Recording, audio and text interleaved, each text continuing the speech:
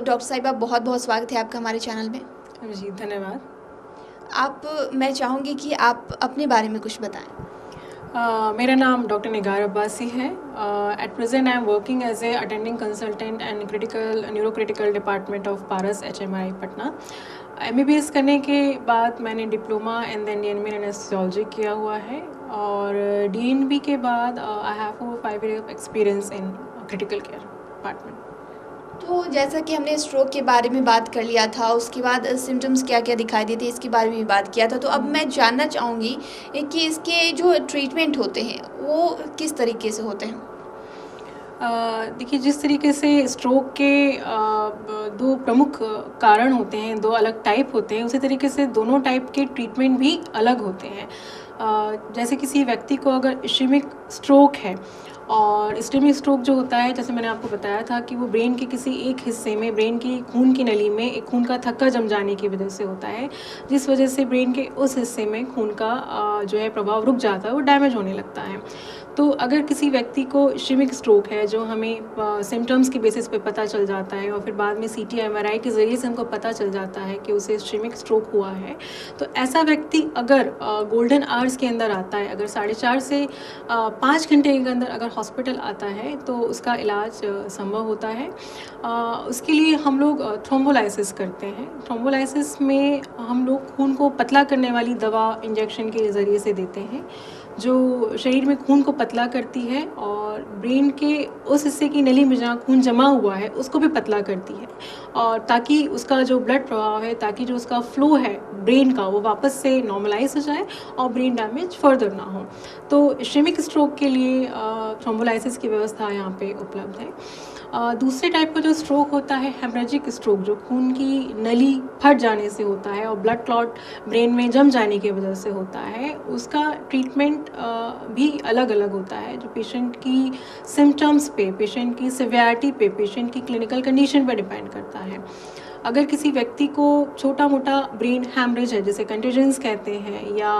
Patient को बहुत ज़्यादा सिम्टम्स नहीं है, पेशेंट को बहुत ज़्यादा हाथ पैर में पैरालिसिस नहीं है, तो उसे दवाओं के ज़रिए से और बाकी मॉनिटरिंग के ज़रिए से ठीक किया जाता है, और व्यक्ति संभवतः 4 से 5 दिन में डिस्चार्ज होकर घर चला जाता है। लेकिन अगर हैमरेज बहुत बड़ा है, ब्लड क्लॉट बहुत बड़ा है, जिसने ब्रेन के एक बहुत बड़े हिस्से को डैमेज किया हुआ है, या पेशेंट पूरी तरीके से होश में नहीं है, पूरी तरीके से पैरालाइज्ड है, उसको वेंटिलेटर की अगर ज़रूरत है और काफ़ी क्रिटिकल कंडीशन में है, तो ऐसे व्यक्ति का ज़रूरत पड़ने पे ऑपरेशन के ज़रिए से, जिसे हम क्रेनियोटमी कहते हैं, ऑपरेशन करके उस क्लॉट को निकाला जाता है, ब्रेन की सूजन को कम किया जाता है, और मॉनिटरिंग उसकी की जाती है। तो अगर जैसे आपने ये सब के बारे में बताया, तो अगर हॉस्पिटल में कोई आ रहा है, तो हम लोग कैसे, आप लोग समझते होंगे कि इसको जो है स्ट्रोक आया है और इसको इमरजेंसी में ट्रीटमेंट की ज़रूरत है। देखिए, स्ट्रोक का बताया कि हमारी हॉस्पिटल में इमरजेंसी डिपार्टमेंट है, जहाँ पे इमरजेंसी के डॉक्टर्स हैं, जो इसी पार्ट में इमरजेंसी कंडीशंस को डील करने के लिए ही ट्रेन हुए हैं। तो जब कोई व्यक्ति सिम्टम्स लेके आता है, जो लगता है कि इन्हें स्ट्रोक के सिम्टम्स हो सकते हैं, तो उसका फ़ौरन ही, बिना कोई टाइम बर्बाद किए, उसका CT स्कैन या ज़रूरत पड़ने पे हम लोग MRI कराते हैं उसी वक्त, और उसकी रिपोर्ट भी हमें फिल्म और रिपोर्ट हमको काफ़ी जल्दी मिल जाती है, और हमें पता चल जाता है कि इसे इश्केमिक या हेमरेजिक स्ट्रोक है, और पता होने के बाद अकॉर्डिंगली फिर उसका इलाज भी स्टार्ट कर दिया जाता है। तो अगर एक आवश्यकता कब पड़ती है कि स्ट्रोक के मरीज को ICU की? स्ट्रोक के मरीज़ को ICU की ज़रूरत पड़ती है, क्योंकि स्ट्रोक में ब्रेन में 2 टाइप के डैमेज होते हैं। एक होता है प्राइमरी डैमेज। जब स्ट्रोक किसी व्यक्ति को होता है किसी भी कारण से, इश्केमिक या हेमरेजिक, तो उस वक्त ब्रेन के जो डैमेज होता है, ब्रेन को जो नुकसान होता है, उसे हम प्राइमरी डैमेज कहते हैं।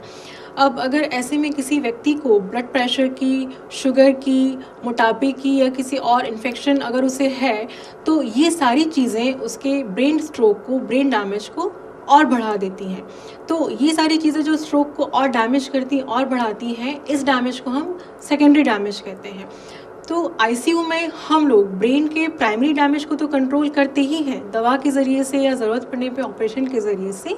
हमें उसके सेकेंडरी डैमेज को भी बचाना होता है, उसके ब्लड प्रेशर को, उसके शुगर को, उसके इन्फेक्शन को या बढ़े हुए कोलेस्ट्रॉल को हमें कंट्रोल करना होता है। और इन कंट्रोल करने के लिए मॉनिटरिंग की ज़रूरत होती है और इस वजह से पेशेंट को आईसीयू की ज़रूरत पड़ती है। तीसरी चीज़ जो होती है स्ट्रोक के पेशेंट में, न्यूरोलॉजिकल असेसमेंट एक बहुत इंपॉर्टेंट चीज़ होती है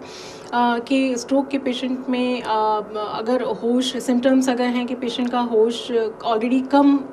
कई बार होता है पेशेंट का होश पूरा नहीं होता है जब हॉस्पिटल आता है या हाथ पैर कमज़ोर होते हैं, लेकिन स्ट्रोक बढ़ जाने से उसका होश जो है पूरा चला जाता है, हाथ पैर पूरे काम करने बंद कर देते हैं। तो स्ट्रोक जो है, स्ट्रोक आगे और डैमेज ना हो, स्ट्रोक और ना बढ़े, इसके लिए हमें न्यूरोलॉजिकल मॉनिटरिंग चाहिए होती है। उसकी बीपी शुगर के लिए हमें हीमोडायनेमिक मॉनिटरिंग चाहिए होती है। तो इन सारी चीज़ों के लिए एक आईसीयू की हमें ज़रूरत स्ट्रोक पेशेंट को ज़रूरी होती है।